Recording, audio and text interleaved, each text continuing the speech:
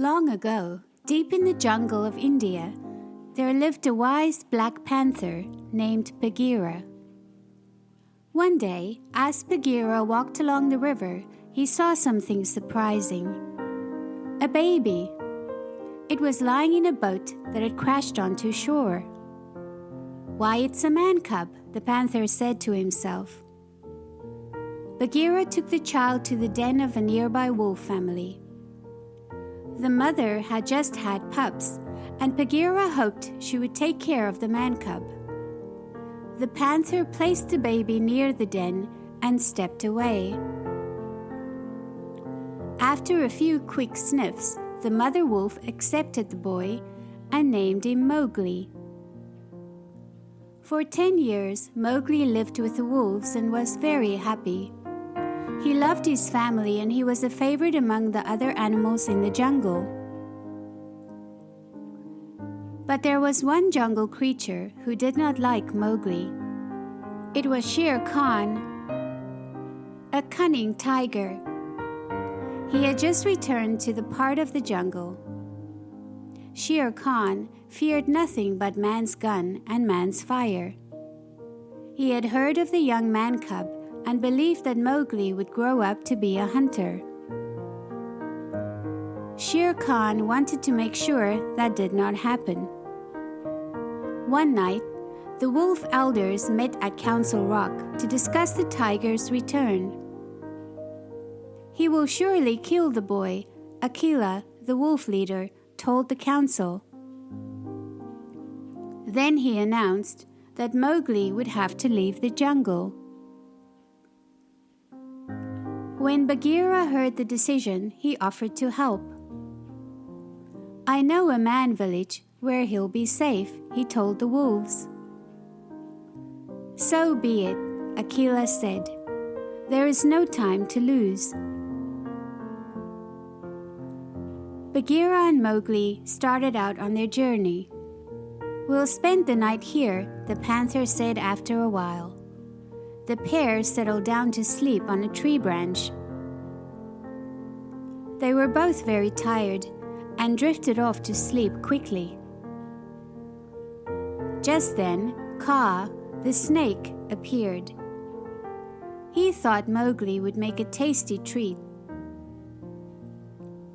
Using his hypnotic eyes, Kaa put Mowgli in a trance. Then he wrapped the man cub in his coils. Bagheera awoke and saw what was happening. He quickly jumped up and hit the snake on the head. Smack! With a bruised head and an empty belly, Kaa slithered away.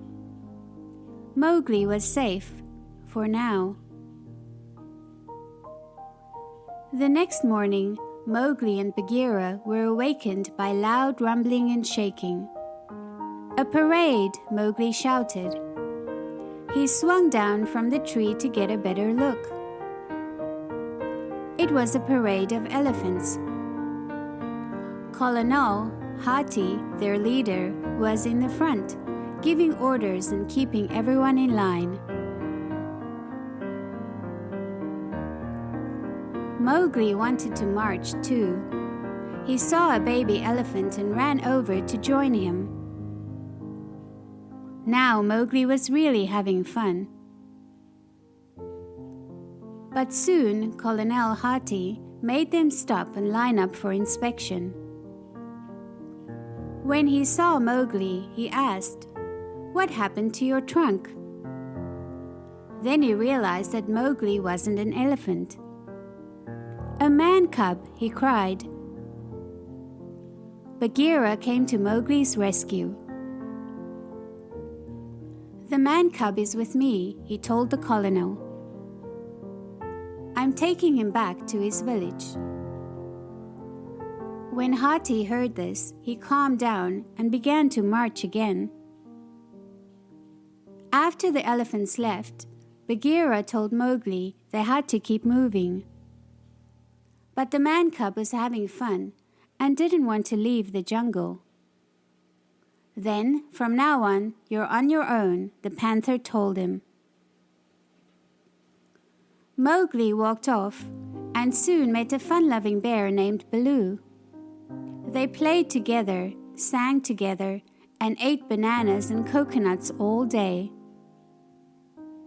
Later, the two new friends floated down the river. Suddenly, a group of monkeys swooped down and picked Mowgli up. "Give me back my man cub," shouted Baloo. But the monkeys ignored the bear and carried Mowgli to their leader, King Louie. King Louie wanted to learn how to make fire, and he figured the man cub could teach him. Mowgli didn't know anything about making fire, though. He could not help Louie, and that made the king very angry. In the meantime, Baloo found Bagheera. They searched for Mowgli and arrived just in time to save the man cub. Baloo disguised himself as an ape and started dancing with Louie. Soon all the monkeys were dancing. But when Baloo's costume fell off, the monkeys realized they'd been tricked. Baloo, Bagheera, and Mowgli quickly ran away to safety. Later that night, Bagheera tried to convince Mowgli that the jungle was too dangerous for a young man cub. But Mowgli still didn't believe him, and he ran away again, right into Kaa. The snake was just about to make Mowgli into a snack when Shere Khan interrupted. While Kaa and the tiger talked, Mowgli escaped and ran deep into the jungle. Mowgli was finally all alone, but he was sad and tired.